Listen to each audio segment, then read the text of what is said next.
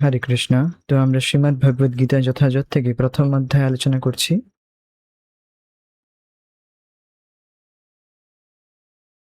তো আমরা এখনো পর্যন্ত যে বিষয়গুলো আলোচনা করেছি সেগুলো একবার রিক্যাপ করে আজকের বিষয়ে আসবো, পুনরাবৃত্তি করে।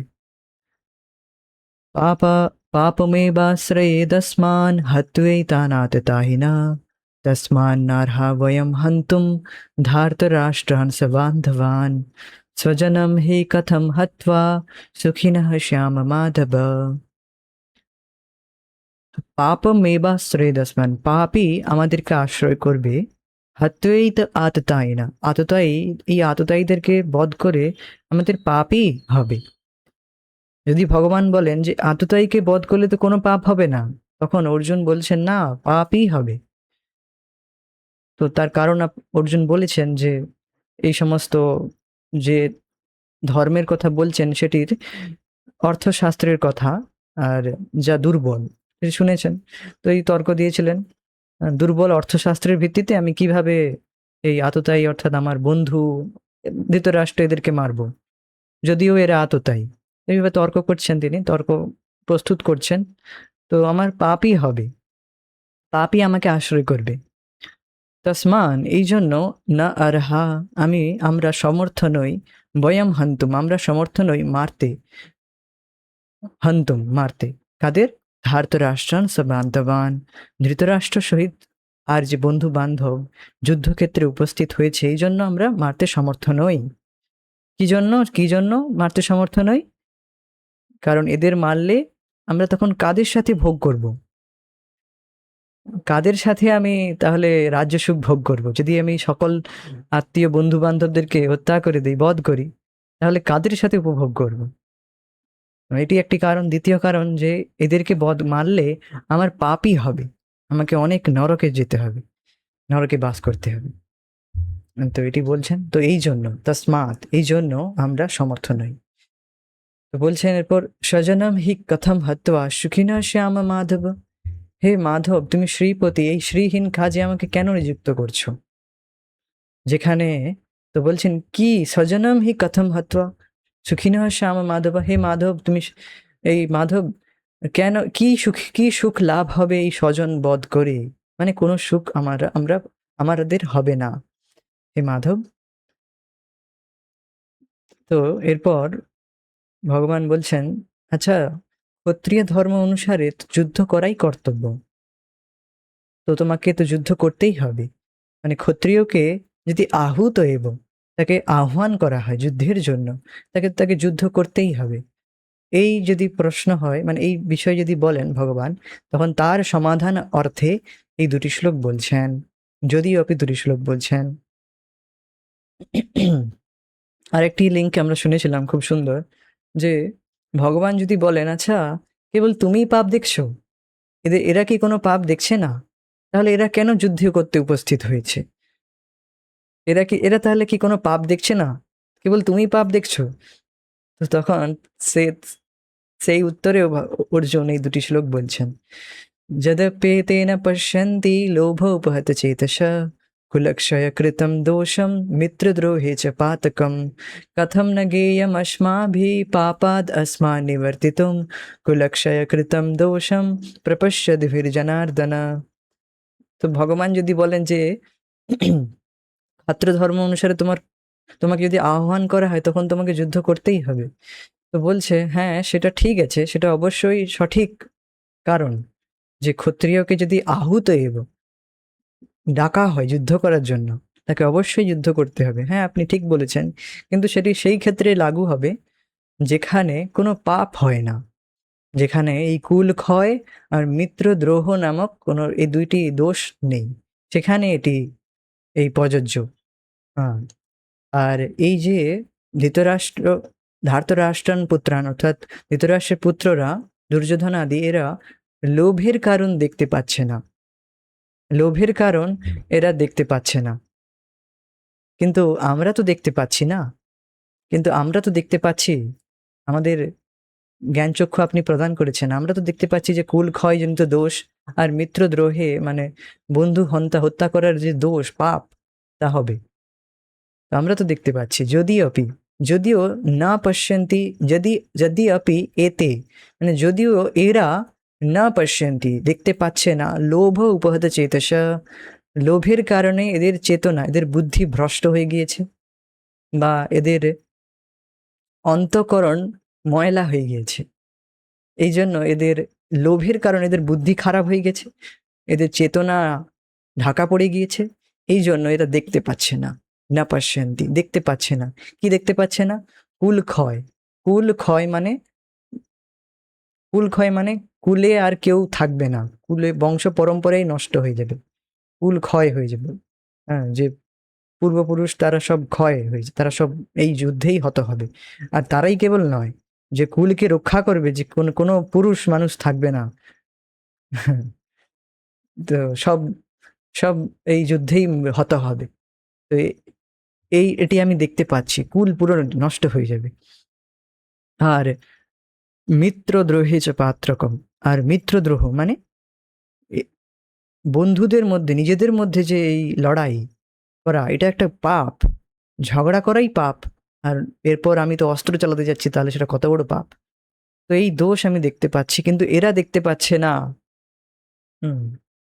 এরপর বলছেন কথম না গেয়ম অস্মাভি পাপাদ আসমান নিবর্তিতুম, আমরা কথম না আমরা এইসব জেনেও কেন পাপ থেকে নিবৃত্ত হচ্ছি না,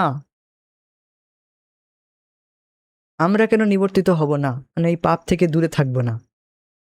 কথম না গেয়ম, আমরা জানা সত্ত্বেও, অস্মাভি আমাদের দ্বারা, হ্যাঁ, পাপাদ এই পাপ, আসমান নিবর্তিতুম আমাদের নিবর্তিত হওয়া উচিত, এটাই বলছেন। আমরা কেন এটি জানা সত্ত্বেও কেন এই পাপে নিবর্তিত হব, মানে যুক্ত থাকব। কুল ক্ষয় কৃতম দোষম, কুল ক্ষয় এই দোষ, প্রপশ্যদ ভি আমাদের দ্বারা দেখা যাচ্ছে, আমাদের দ্বারা ভালোভাবে দেখছে যে কুল নষ্ট হয়ে যাবে। হে জনার্দন, তুমি জনের রক্ষাকর্তা, পালনকর্তা, সংহারকর্তা, তারপরেও কেন আমাদেরকে এই যুদ্ধে, দেখতে পাচ্ছি আমরা যে কুল ক্ষয় হয়ে যাবে, কেন তুমি এই আমাদেরকে যুদ্ধে নিযুক্ত করছো? হুম। তো এরপরে এরপরে ভগবান যদি বলেন, আচ্ছা কুল ক্ষয় হয়ে গেলে কি হবে? হুম, কুল ক্ষয় হয়ে গেলে কি হবে? তো তখন এর উত্তরে অর্জুন এই শ্লোক বলছেন, কুলক্ষয়ে প্রণশ্যন্তি কুলধর্মা সনাতনা, ধর্মে নষ্টে কুলম কৃষ্ণম অধর্মোऽভিভবत्युत। कुलक्षये प्रणश्यन्ति कुलधर्मा सनातना, धर्मे नष्टे कुलं कृत्स्नम् अधर्मोऽभिभवत्युत। অনুবাদ: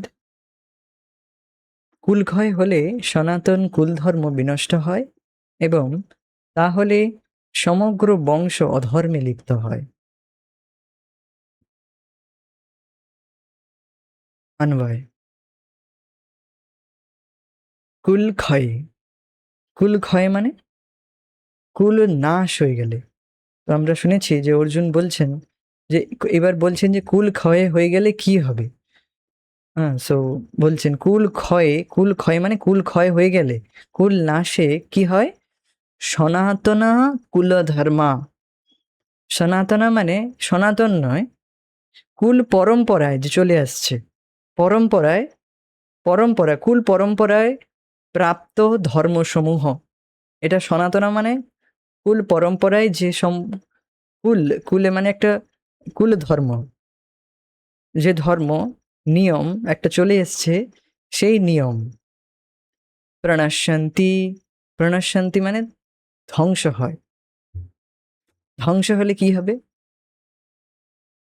সেই কুলধর্ম ধ্বংস হয়ে যায়। ধর্মে নষ্টে, ধর্ম নষ্ট হইলে অধর্ম, অধর্ম কৃতস্নম, কৃতস্নম হচ্ছে মানে সমগ্র, উত সমগ্র কুলকেও অভিভবতি, অভিভূত করে। অভিভবতি খুব সুন্দর কথা বলা হয়েছে। আর এই উত, মানে বলছেন যে কুল ক্ষয় হয়ে গেলে সনাতন কুল ধর্ম নাশ হয়ে যায়। বুঝতে পারছেন? শ্লোক দেখুন, শ্লোক দেখে খুব সুন্দর বুঝতে পারবেন। তো শ্লোকের লিঙ্ক এই প্রকার যে ভগবান যদি বলেন, আচ্ছা তুমি যুদ্ধ করবে না বলছো, যে কুল ক্ষয় হয়ে যাবে বলছো, এর জন্য তুমি দেখতে পাচ্ছ, যে তুমি দেখতে পাচ্ছ, আগে শ্লোকে আমরা শুনেছি যে অর্জুন বলছে আমি দেখতে পাচ্ছি, প্রপশ্যদ ভি, আমি দেখতে পাচ্ছি কুল ক্ষয় হয়ে যাবে। এই দেখুন, আগের শ্লোকে বলছেন প্রপশ্যদ ভি জনার্দন কিল ক্ষয় কৃতম দোষম, কুল ক্ষয় জন্য তো আমি পাপ দেখতে পাচ্ছি, কিন্তু এরা দেখতে পাচ্ছে না, এই জন্য আমি যুদ্ধ করতে চাই না। তো কুল ক্ষয় জনিত পাপ কি, কি যার জন্য তুমি যুদ্ধ করবে না বলছো? তখন বলছেন অর্জুন, কুল ক্ষয়ে প্রণশ্যন্তি, কুল ক্ষয় হয়ে গেলে হে কৃষ্ণ, হে কৃষ্ণ শুনো, কুল ক্ষয় হয়ে গেলে প্রণশ্যন্তি মানে পুরো নষ্ট হয়ে গেলে, কুল ক্ষয়ে প্রণশ্যন্তি কি নষ্ট হয়ে, কুলধর্মা, সনাতন কুলধর্ম প্রণশ্যন্তি, মানে প্রণশ্যন্তিটি বহু বচনে আছে, মানে যত রকম নিয়ম ধর্ম ছিল, কুল ধর্ম, সেগুলো সব নষ্ট হয়ে যায়। কুল ক্ষয় মানে যে, কুল ক্ষয় মানে বোঝার চেষ্টা করুন, যে কর্তা, যে বাড়ির কর্তা, যে সবকিছু আচার আচরণ থেকে শুরু করে, হ্যাঁ, সবকিছু শেখাতো, সেই যদি উম, মারা যায়, সেই যদি হত হয়ে যায়, না থাকে, বা হঠাৎ করে তার মৃত্যু হয়ে যায়, তাহলে আর শেখানোর কেউ থাকবে না, তাহলে আর শেখানোর কেউ থাকে না আর। এই জন্য কুল ধর্মা, মানে যে এই যে আর যে শেখাতো, তাহলে সেই তো সেই কুল ধর্মটাকে ধরে রেখেছিল, যেটি সনাতন, মানে কুল পরম্পরায় চলে এসছে। পরম্পরায়, পরম্পরায় মানে পিতা পুত্রকে জ্ঞান দিয়েছে, হ্যাঁ, আর পুত্র ঠিক তার পরবর্তী পুত্রকে, তার পরবর্তী পুত্রদেরকে সেই জ্ঞান প্রদান করেছে। তো এইভাবে, এইভাবে একটা বংশের পরম্পরা, একটা বংশের সংস্কৃতি, একটা বংশের যে ধর্ম বজায় থাকে। তো এই যে ধর্ম, মানে এই যে উম, আচার আচরণ, যে নিয়ম কানুন তারা পালন করে এসেছে, যার জন্য তারা শুদ্ধভাবে জীবনযাপন করত। তো যখন এই সমাজের বয়োজ্যেষ্ঠরাই, অর্থাৎ অর্জুন বলছেন যে এই ভীষ্ম পিতামহ, দ্রোণাচার্য ইত্যাদি যে সমাজের বয়োজ্যেষ্ঠরা রয়েছে, এদের এদের এরা মারা গেলে তখন কুল ধর্মা সনাতন, যে কুরু পরম্পরায় যে জ্ঞান এসছিল, তা এখানেই স্থগিত হয়ে যাবে, এদের সাথেই, এদের মৃত্যুর সাথে সাথেই সব শেষ হয়ে যাবে, আর কেউ পরবর্তীকালে পরবর্তী প্রজন্মকে জ্ঞান দেওয়ার কেউ থাকবে না। তো এই জন্য বলছেন কুল ধর্মা সনাতনা প্রণশ্যন্তি, যে কুল ধর্মগুলি ছিল, যেমন বলা হয়েছে এখানে অগ্নিহোত্র, অগ্নিহোত্র আদি যজ্ঞ করার যে সিস্টেম, এগুলো আরো বিভিন্ন রকম ইত্যাদি ইত্যাদি বিভিন্ন রকম ধর্ম, হ্যাঁ, শৌচ, সম দম তিতিক্ষা আর্জবম ইত্যাদি, যে প্রত্যেকটা একটা কুল ধর্ম থাকে সব, সেই ধর্ম নষ্ট হয়ে যায়। হুম, বেসিক্যালি এখানে প্রভুপাদ অ্যাড্রেস করবেন যে বর্ণাশ্রম ধর্ম, সেটি নষ্ট হয়ে যায়, সেটি নষ্ট হয়ে যায়, সেটির পরম্পরাই নষ্ট হয়ে যায়। সে একজন মাঝে যে জ্ঞান দিত, আজকে কেন এত অধর্মের প্রভাব বেড়েছে? কারণ যে মাঝে একজন জ্ঞান দিয়েছিল, সে হঠাৎ করে চলে গিয়েছে বা কিছু একটা হয়েছে, সেখান থেকে ব্রেক হয়ে গেছে, সেখান থেকে কুল ধর্ম নষ্ট হয়ে গেছে, কুল ধর্ম যে পরম্পরায় চলে এসেছিল সেই পরম্পরাটা বিচ্ছিন্ন হয়েছে। তো এটাই বলছেন যে কুল ক্ষয় হয়ে গেলে, মানে কুলে সেই রকম কেউ না থাকলে, জ্ঞান দেওয়া না থাকলে, সেটা ক্ষয় হয়ে গেলে, তাহলে কুল ধর্মা, মানে কুল পরম্পরায় যে আচার আচরণগুলো চলে এসেছিল, সেগুলো শেখাবার কেউ থাকবে না। এই জন্য বলছে কুল ধর্মা সনাতনা, মানে পরম্পরায় এসে থাকা যে জ্ঞান, তা প্রাণশান্তি নষ্ট হয়ে যাবে। তো এখন আবার প্রশ্ন হবে যে কেন নষ্ট হয়ে গেলে কি হবে, কুল ধর্ম নষ্ট হয়ে গেলে কি হবে? তো বলছেন অর্জুন, ধর্মে নষ্টে কুলম কৃষ্ণম অধর্মো ভি ভবতি উত, যেটুকু কুলধর্ম বাকি ছিল, সেটাও সমগ্রভাবে নষ্ট হয়ে যাবে। অধর্মে নষ্টে মানে ধর্ম নষ্ট হয়ে গেলে কুলম কৃষ্ণম, কুলম কৃষ্ণ মানে সমগ্রভাবে যেটুকু হয়তো বাকি ছিল, ধর্ম বাকি ছিল যেটুকু, সেটুকু এই যে ভবতি ইতি উত, উত মানে ও মানে সেটুকুও, অপি, অর্থে নেওয়া হয়েছে। মানে সমগ্র সাথে লিঙ্ক মানে অন্বয় করতে হবে, এর সাথে সম্বন্ধ করতে হবে। এই কৃতস্নাম মানে সমগ্র, মানে যেটুকু আর ধর্ম বাকি ছিল সেটাও শেষ হয়ে যায় অধর্ম প্রভাবে। অধর্ম আবির্ভবতি, অধর্ম খেয়ে ফেলে। যখন বাড়ির গার্জিয়ান, গার্জিয়ানই থাকে না, বা কোনো কারণে গার্জিয়ান থাকে না, বা কোনো কারণে চলে গিয়েছে, কোনো কারণে তার হত হয়েছে, যাই হোক, তো এটি খুবই বেশি, খুবই সম্ভাবনা থেকে থাকে যে তার পুত্ররা, ছেলেপেলেরা তারা ঠিকমতো মানুষ হয় না, কি না? হ্যাঁ। তো ধীরে ধীরে দেখা যায় আবার তার ছেলেরা মানে ধীরে ধীরে অধর্ম তাদেরকে খেয়ে ফেলে, যে গাইড করার কেউ নেই।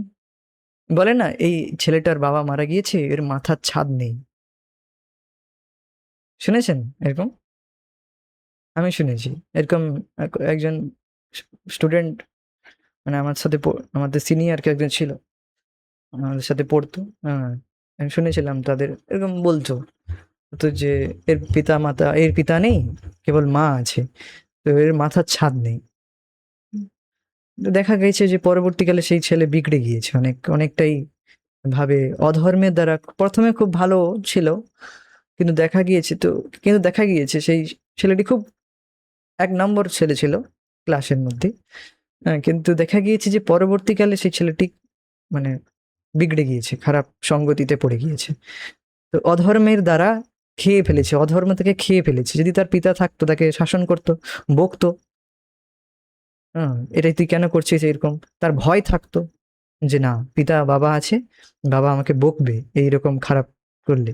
তো তার যেটুকু যে সেন্স ছিল ভয়, ভয়ে সে যেটুকু হয়তো করতো না, সেই মুহূর্তে ভয়টাই তার অনেক বড় হাতিয়ার হয়ে যেত। পরবর্তীকালে তার জ্ঞান খুলে, অনেকের হ্যাঁ এরকম হয়, পরবর্তীকালে জ্ঞান পড়ে যে আরে কেন করলাম এরকম। হুম। সেই সময়ে যদি পিতা থাকতো, আমাকে ভয় দেখিয়ে যাই করে হোক আমাকে রক্ষা করতো। তো এরকম রয়েছে যে একটা বংশে সেই রকম পথ দেখানোর ব্যক্তি থাকা দরকার, গাইড করার ব্যক্তি থাকা দরকার। হ্যাঁ, সেই ব্যক্তি এখানে অর্জুন বলছেন সেই গাইড করার, অর্থাৎ যেমন ভীষ্ম পিতামহ আদি, এরা সব গাইড করে, এরা এরা বড় বড় একজন ধর্ম মহাভাগবত, ইনি একজন মহাভাগবত। তো এরা দ্রোণাচার্য, আচার্য, এরা সব তো নষ্ট হয়ে গেলে কুল তো ক্ষয় হচ্ছেই। আর বাকি যেটুকু যারা ছিল, যেটুকু পুরুষ বালকরা বেঁচে ছিল, যেটুকু বালক আর যারা ছিল, তাদেরকেও, তাদের মানে এরা তো এই এইসব বয়োজ্যেষ্ঠটা চলে গেল, এবার আর কেউ গাইড করার নেই। এবার বলছেন অর্জুন, যখন এই গাইড করার আর কেউ না থাকলো, তখন বাকি যে বালকরা বাকি রয়েছে, তারাও অধর্মের দ্বারা অভিভবতি, অর্থাৎ বলা হয়েছে যে গ্রাসেতি, এই শব্দটি এসছে। গ্রাসেতি মানে গ্রাস করে নেয়, অধর্ম তাদেরকে খেয়ে ফেলে। গ্রাসেতি। হুম। তো এটি হয়, তো এটি ভয় বলছেন অর্জুন। খুবই ভয়ঙ্কর বিষয়। আরো এই বিষয়ে আমরা প্রভুপাদ খুব সুন্দর ছিল, প্রভুপাদ খুব সুন্দর তাৎপর্য দিয়েছেন, আমরা তো পড়বো। খুব সুন্দর বিষয়, এটি খুব সুন্দর। গীতা ভূষণ টিকা। অতঃপর যুদ্ধে দোষী বিস্তৃত করিয়া দেখাইতেছেন কুল ক্ষয় ইত্যাদি বাক্য দ্বারা। মানে এবার দোষ কি হবে যদি বলে ভগবান, কি দোষ হবে কুল ক্ষয় হয়ে গেলে? কি দোষ দেখছো তুমি যার জন্য যুদ্ধ করবে না বলছো? তো তা দেখাচ্ছেন কুল ক্ষয় ইত্যাদি বাক্য দ্বারা, যে কুল ধর্ম অর্থাৎ কুলোচিত অগ্নিহোত্র আদি ধর্ম, অগ্নিহোত্র যজ্ঞ করে যারা গৃহস্থরা, তারা প্রায় অগ্নিহোত্র যজ্ঞ প্রায় করতো আগে, এখন যদিও করা হয় না, যাই হোক। তো বলছেন এই কুলোচিত মানে কুল পরম্পরায় যে অগ্নিহোত্র ইত্যাদি আরো অনেক রকম ধর্ম মানে নিয়ম কানুন পালন করতো পিউরিফিকেশন মানে শুদ্ধ হৃদয়, মন বুদ্ধি অহংকে শুদ্ধ করার জন্য, চেতনাকে শুদ্ধ রাখার জন্য ইত্যাদি আরো ধর্ম পালন করা হতো। সনাতন বংশ পরম্পরায় আগত, সনাতন মানে চিরকাল, চার চিরকাল থেকে চলে আসা যে বংশ পরম্পরা, চার চিরকাল ধরে চলে আসা যে নিয়ম, নিয়ম বলবো না, একটা হ্যাঁ নিয়মই বলবো, কিন্তু যেটি যেটি মানুষের চেতনাকে শুদ্ধ করেছে। আর এইবার বিষয়টি হয়েছে যে কেউ বলার মাঝখানে না থাকার জন্য তার পিছনের কারণটা কেউ আর বলতে পারে না, তখন সেটি মানুষ ছেড়ে দেয় যে এটা কেন করব, এটা কেন করব, এটা কি করে কি হবে। তো এটি দেখা যায়। তো বলছেন এখানে বংশ পরম্পরায় আগত সেই যে নিয়ম কানুনগুলি যেগুলো মানুষ পালন করত, প্রনষ্ট প্রনষ্ট হয় মানে ধর্মচারণকারী, প্রনষ্ট হয় মানে নষ্ট হয়ে যায়, প্রকৃষ্ট রূপে না নষ্ট, ভালোভাবে শেষ হয়ে যায়, আর কোনো তার গন্ধ নাম গন্ধ থাকে না। বলছেন কেন থাকে না, বলছেন ধর্মচারণকারী মানে ধর্ম আচরণ করবে কেহ থাকে না বলিয়া, এরকম কেহ না থাকে বলিয়া এখানে উত শব্দটি ওপি অর্থে, ওপি মানে ও, ওপি অর্থে অর্থাৎ তাহার অন্বয় মানে সম্বন্ধকে আমাদের কৃতস্নম পদের সাথে নিতে হবে। তাহার অর্থ ধর্ম নষ্ট হইলে পরে অবশিষ্ট বালক প্রভৃতি সকল বংশকে অধর্ম গ্রাস করে, ইহা অভিভবতি শব্দের তাৎপর্য।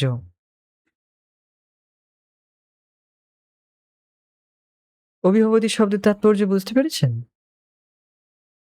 যে যেটুকু ধর্ম থাকে সেটিকেও এই উত মানে ওপি, যেটুকু ধর্ম থাকে তাকেও খেয়ে ফেলে।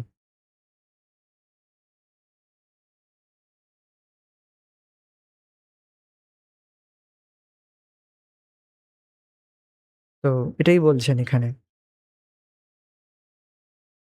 তাৎপর্য। বর্ণাশ্রম সমাজ ব্যবস্থায় অনেক ধর্মীয় রীতিনীতি ও আচার অনুষ্ঠানের নির্দেশ দেওয়া আছে, যা পরিবারের প্রতিটি সদস্যের যথাযথ গঠনে এবং পারমার্থিক উন্নতি সাধনে সহায়তা করে। পরিবারের প্রবীণ সদস্যেরা পরিবারভুক্ত অন্য সকলের জন্ম থেকে আরম্ভ করে মৃত্যু পর্যন্ত এই ধরনের শুদ্ধিকরণ সংস্কারের দায়িত্ব পালন করে থাকেন।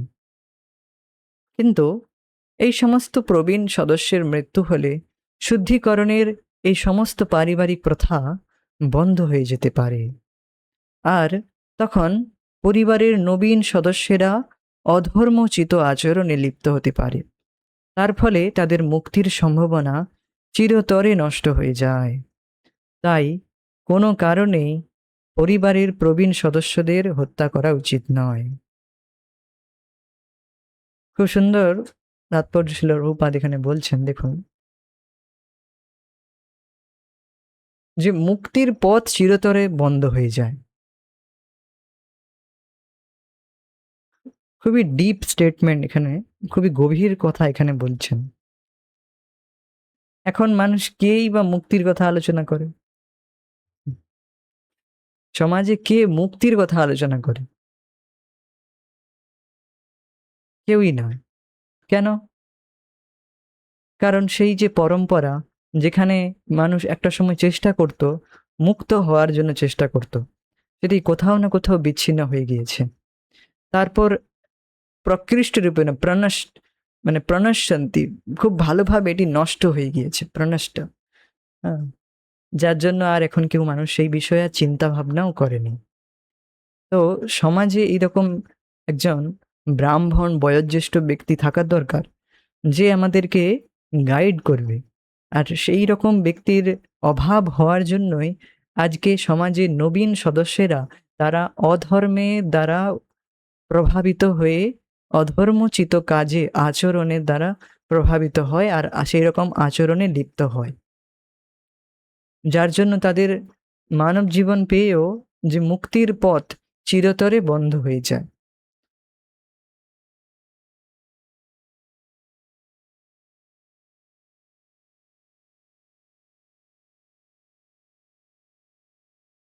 এটি খুবই প্র্যাকটিক্যাল, খুবই প্র্যাকটিক্যাল বিষয়। আজকে দেখবেন সমাজের বয়োজ্যেষ্ঠরাই, মানে তথাকথিত তারা বয়োজ্যেষ্ঠ, কিন্তু তারাই ধর্ম পালন করছে না। তারাই অধর্মের দ্বারা অধর্মে যুক্ত হয়ে, মানে অধর্মচিত আচরণে লিপ্ত হয়েছে। এখন তাদের যে পরবর্তী প্রজন্ম, তারা কি করবে? যারা সমাজের আজকাল বয়োজ্যেষ্ঠ যাদেরকে আমরা মানি, তথাকথিত খুব বয়োজ্যেষ্ঠ, মানে বয়সে খুব বড়, প্রবীণ সমাজে, তারাই অধর্মচিত আচরণ করছে। তাহলে যারা নবীন প্রজন্ম, তারা কি করবে? What they will do if, তারা কি করবে যদি দেখে যে সমাজের বয়োজ্যেষ্ঠ তারাই অধর্মচিত কাজ, আমি বলছি না কি কি অধর্মচিত কাজ, অনেক অনেক অধর্মচিত কাজ, টেলিভিশনে কিছু খারাপ দৃশ্য দেখা থেকে শুরু করে, নেশা আদি করা থেকে শুরু করে, মাংসাহার আমিষ ভোজন থেকে শুরু করে, ইত্যাদি ইত্যাদি অধর্মচিত কাজ। পাশা খেলা, জুয়া খেলা থেকে শুরু করে ইত্যাদি। তো এইসব অধর্মচিত কাজ যদি সমাজের বয়োজ্যেষ্ঠরাই তারা করে, তাহলে এখন নবীন সদস্যরা তারা তাদেরকে দেখে তারা স্বাভাবিকভাবেই অধর্মে দ্বারা গ্রসিত হবে, অধর্মের দ্বারা তারাও তাদেরকে খেয়ে নেবে, অধর্ম খুব সহজেই খেয়ে ফেলবে। দেখবেন যারা নবীন শিশু, একদম শিশু, তাদের হৃদয় খুবই সহজ থাকে, তাদের হৃদয় পবিত্র থাকে। কিন্তু যখন দেখে যে সমাজের বয়োজ্যেষ্ঠ তারাই এইভাবে অধর্মচিত আচরণ করছে, তখন তাদের কাছে কোনো ধর্ম অধর্মের বিবেক থাকে না, সহজেই তারাও অধর্মে যুক্ত হয়ে যায়। তো বুঝতে পেরেছেন যে কোথাও না কোথাও সেই ধারা নষ্ট হয়ে গিয়েছে, যার জন্য আজকে মানুষ এইরকম অধর্মচিত আচরণে লিপ্ত হয়েছে। আর খুব স্বাভাবিকভাবে এই গতিতে, ধারায়, সেই ধারা প্রবাহে ভেসে যাচ্ছে অন্য নবীন সমাজ, নবীন সদস্যরাও, তারাও খুব সহজেই অধর্মে যুক্ত হয়ে যাচ্ছে। তো বুঝতে পারছেন যে তাদেরও তারা যে অধর্মে দ্বারা খাওয়া হয়ে যাবে, খুব স্বাভাবিক, খুব স্বাভাবিকভাবেই তারা অধর্মে যুক্ত হবে, যতক্ষণ না তাদের উপর বিশেষ কোনো শুদ্ধ ভক্তের কৃপা না হয়েছে।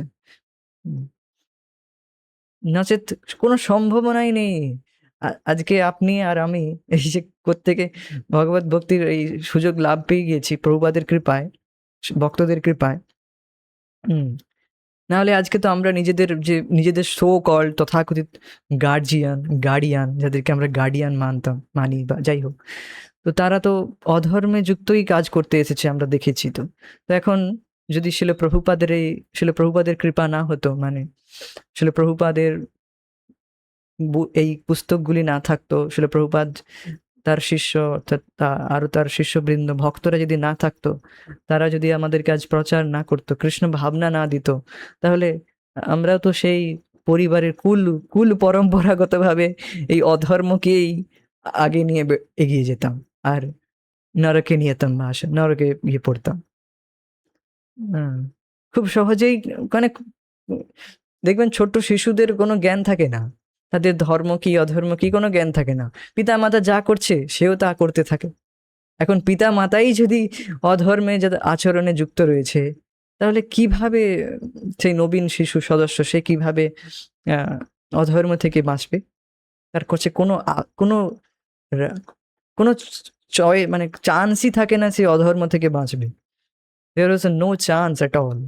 তা চিরতরে নষ্ট হয়ে যায়, তার মুক্তির সম্ভাবনা চিরতরে নষ্ট হয়ে যায়। এটাই বলছেন।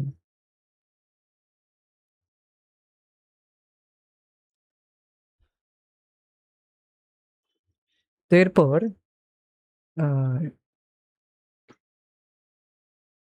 এর পরের শ্লোকে আমরা পরবর্তী ক্লাসে আলোচনা করব। আজকে আমরা এরপরে এই অধর্মের প্রভাবে কি হয় যদি প্রশ্ন হয়, তা আমরা পরবর্তী ক্লাসে আলোচনা করব। আজকে এখানে স্থগিত রাখবো। হরে Krishna. Jai Srila Prabhupada, Nitai Gaur Premanande Hari.